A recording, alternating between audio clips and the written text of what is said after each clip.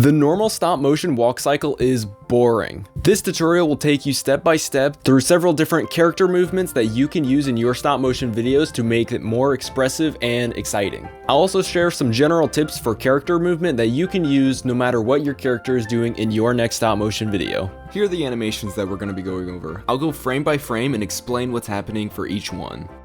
We're going to go frame by frame here and take a look at this walk/run cycle. This entire cycle is only going to be 4 frames long. There's going to be 2 frames in the air and 2 frames on the ground. So first, to begin, this first picture is kind of easing into the cycle here.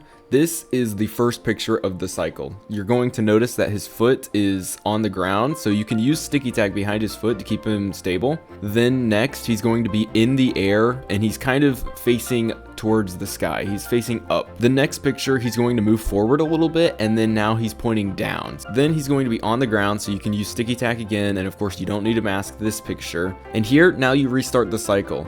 His other foot starts going up, he's still on the ground with sticky tack, and then you have him go in the air for 2 frames. You could really play around with this run cycle here, because when I used it last, I did not do exactly 4 frames for each jump. I first used this in the gardening video, and in that video, I was really just winging it. I didn't have any kind of set cycle that I was following. Next, we have a minifigure jumping. Here, I have a few anticipation frames where he's getting ready to jump. This is part of the easing in and easing out technique. So here he slightly comes off the ground. On this next one, I had him go up about a full brick. His legs and arms move a little bit more dramatically.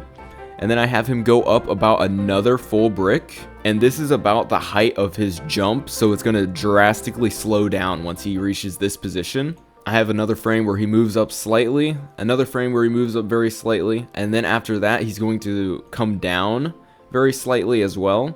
So when he's up in the air, I like to have some extra frames where he's just kind of floating there for a little bit. So it's easier for the viewer to kind of figure out what's going on, because if you just have him jump and then immediately come back down, it's a little bit jarring. So having him float in the air for a few frames helps the viewer to understand what's going on. Then after a few frames of him slowly falling, he's going to start falling very quickly. Here I did a full brick for each frame where he's going up and each frame that he's going down. I did a full brick. How much your minifigure goes up and down is completely up to you, as long as you have some anticipation frames beforehand to kind of ease into the jump, and after he comes down, you have a few frames where he eases out of the jump. This next one's just a fun little style that I've been trying to implement into some of my videos, where after he jumps, he kind of kicks his legs back and forth, getting ready to run, and as soon as he hits the ground, he starts moving forward. Again, I have a few anticipation frames where he's moving very slightly, then he comes up into the air, he's on the ground by sticky tack, then he's up in the air. This is the height of his jump. I could have gone a little bit higher, but this is where I decided to stop it.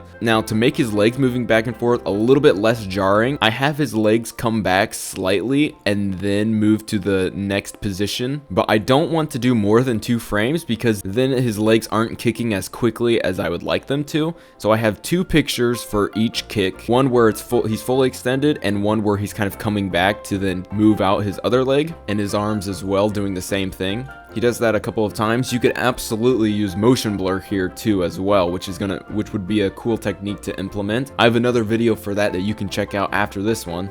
And as soon as he hits the ground, I use my run cycle that I like to use. You can find that run cycle in the motion blur tutorial that I have. You'll find it in the end screen at the end of this video. There are primarily 2 techniques used in this video that are very important for doing this style of animating. First of all, I'm using a technique called ease in and ease out. This is a common stop motion term, but it's also a very important one if you want to make your stop motion smoother. Basically, all it is where you ease in with a couple of pictures where your character is moving very slightly, as you can see here. The character is getting ready to jump. And then even as he starts jumping, I move him very slightly here and then kind of take him off the ground a little bit, and then he starts moving faster. I eased in with these pictures here, and then now he's doing the action, and then I'm going to ease out as he lands, where he's only moving just a tiny bit. This is the easing in, then the action, then the easing out.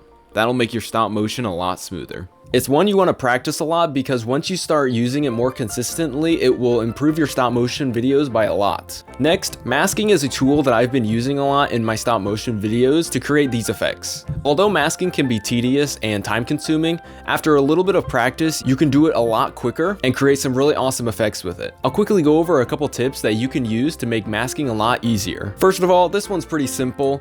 I recommend having your masking tools nearby your set so that you can grab them quickly whenever you need them. I would recommend keeping a handful of clear translucent bricks nearby your set because this is the easiest way to mask in my opinion, but it's also good to have a masking arm built and ready to go. Depending on the situation, using an arm like this could be quicker because it gives you a better angle on the object that you want to float in the air. Feels like I say this every video, but sticky tack is super useful to have nearby as well. Finally, if possible, I would recommend using a editing software that has a masking tool where you can draw lines and outline the areas that you want to mask instead of the apps like Stop Motion Studio Pro, where you have to use a brush to basically draw over what you want to mask out, because that is very time consuming. Personally, I use a free editing app called DaVinci Resolve, which allows me to mask fairly quickly and easily using the tool that lets you outline what you want to mask. That has saved me so much time rather than using Stop Motion Studio. To go along with this topic, I made a tutorial about motion blur and run cycles that you can check out over here as well. I hope you found this tutorial helpful, and thank you for watching.